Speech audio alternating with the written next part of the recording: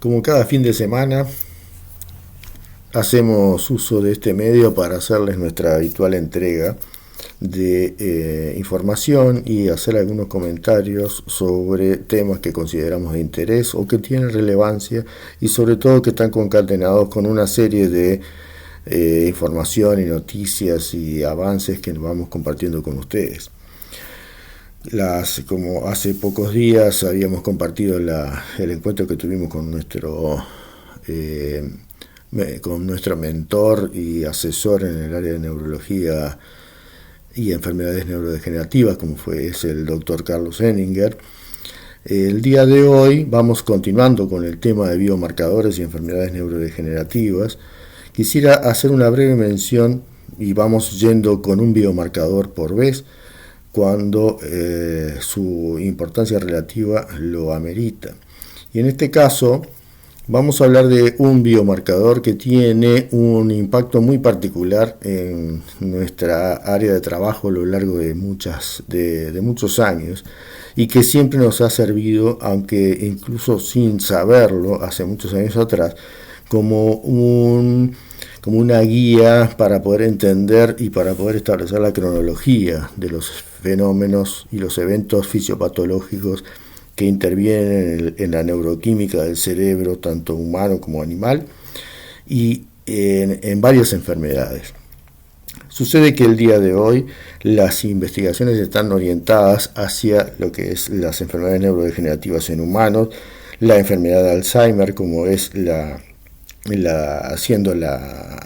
enfermedad que causa demencia más frecuente en el mundo. Como habíamos dicho, cerca de 48 millones de personas la padecen, y que a medida que la población envejece en todos los países, la probabilidad de ocurrencia se incrementa.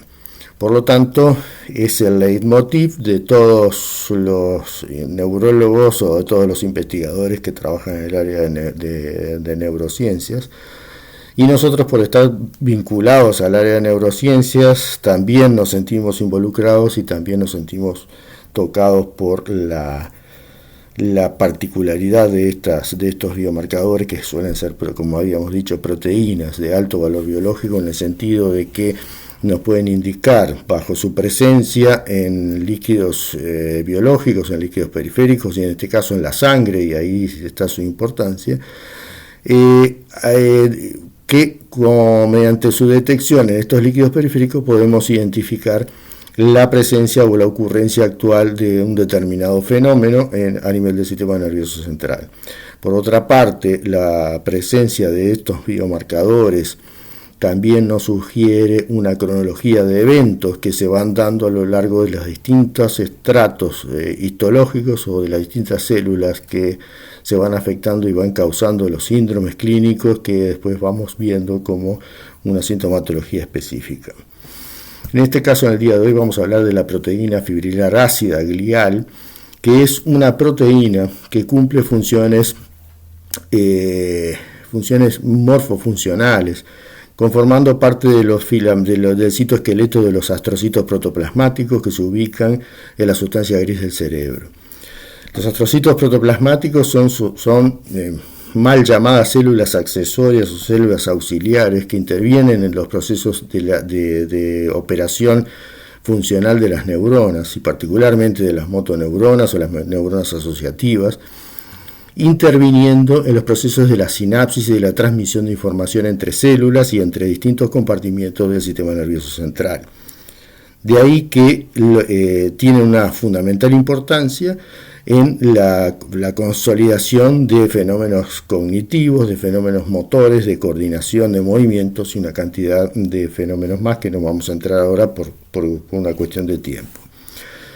¿Por qué hablamos de estas proteínas en el día de hoy? Bueno, justamente porque el astrocito protoplasmático en particular tiene la particularidad de, valga la redundancia, de intervenir en esos procesos, y cuando es afectado por una patología determinada, suele generar una sintomatología que es muy similar a la que puede ocurrir, por ejemplo, a nivel de las motoneuronas, cuando estas también son afectadas. A lo largo de los años y trabajando en distintas enfermedades y en los procesos neuroquímicos, hemos hecho un estudio cronográfico de lo que era la evolución de una enfermedad neurodegenerativa y su correlativo perfil histopatológico en muestras procesadas con inmunitoquímica, y pudimos ver y pudimos asociar la participación de los astrocitos protoplasmáticos en la presentación de estos síntomas, a tal punto de que en determinada situación encontrábamos que un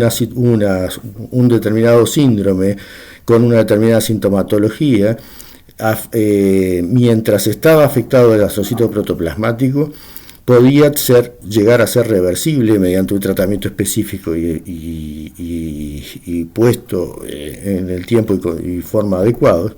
mientras que si se llegaba a afectar la neurona relacionada a ese astrocito, esta sintomatología se tornaba irreversible. Esto, muy resumidamente, nos motivó a trabajar durante muchísimos años en la relación entre estos tipos de células tan especiales y las neuronas en sus funciones habituales. Hoy tenemos la obligación de hablar de Alzheimer porque es el tema que nos está motivando en estos tiempos y es lo que obviamente genera el mayor interés. De manera que volvemos a hablar de la proteína fibrilar ácida glial y vamos a hablar por qué entonces es importante tratarla en el día de hoy. En el caso, por ejemplo, de que tengamos un paciente que está sospechoso o que está en riesgo de ser incluido dentro del conjunto de pacientes con enfermedad de Alzheimer, nosotros tenemos, por ejemplo, un perfil de tomografía por emisión de positrones que no nos dé un acúmulo o que nos dé un acúmulo determinado de beta amiloide a nivel de su cerebro, pero que todavía no está en condiciones, en niveles elevados. Puede estar, entre comillas, el paciente sin un nivel de deterioro cognitivo ostensible, y sí empieza a tener niveles de beta-amiloide acumulados en su cerebro. No obstante, todavía no presenta esta sintomatología. Si nosotros vamos a la posibilidad de medir la presencia de esta proteína ácida gliofibrilar, vamos a encontrar una alteración y su presencia a nivel de sangre periférica muchísimo tiempo antes de encontrar estas primeras imágenes de acúmulo de beta-amiloide en el sistema nervioso central, con lo cual se transforma a la proteína gliofibrilar como una proteína como un biomarcador que nos anuncia no solamente la presencia de un deterioro ya a nivel de células cuyo deterioro no es todavía ostensible, pero sí nos está anunciando lo que va a pasar o está iniciando los primeros pasos dándonos una cronología a todo lo que es el fenómeno fisiopatológico que va a acontecer. Podemos hablar entonces de una detección de tipo predictivo de lo que va a ser en el futuro, quizás no tan cercano, pero sí certero de ocurrencia de la enfermedad. Es por eso que en el día de hoy dedicamos unos minutos para hacer una reflexión sobre esto. Nosotros, como siempre, en la búsqueda y en la promoción de sinergias para poder entrar a estudiar eficientemente los biomarcadores que implican todo un trabajo de interdisciplina y un trabajo de integración tecnológica complejo, siempre estamos anunciando y proponiendo la posibilidad de establecer un nudo tecnológico que en nuestro grupo estamos en condiciones de hacer, y que mediante la tecnología de ensayo por moléculas, de inmunoensayo por molécula simple, nosotros la podemos llevar a cabo y podemos encontrar entonces estos niveles muy bajos de proteína gliofibrilar ácida a nivel de sangre, en forma económica, en forma factible, y haciendo un monitoreo de los pacientes para esta y otras enfermedades a lo largo del tiempo, de manera que nosotros podamos constituir un sistema de medicina preventiva,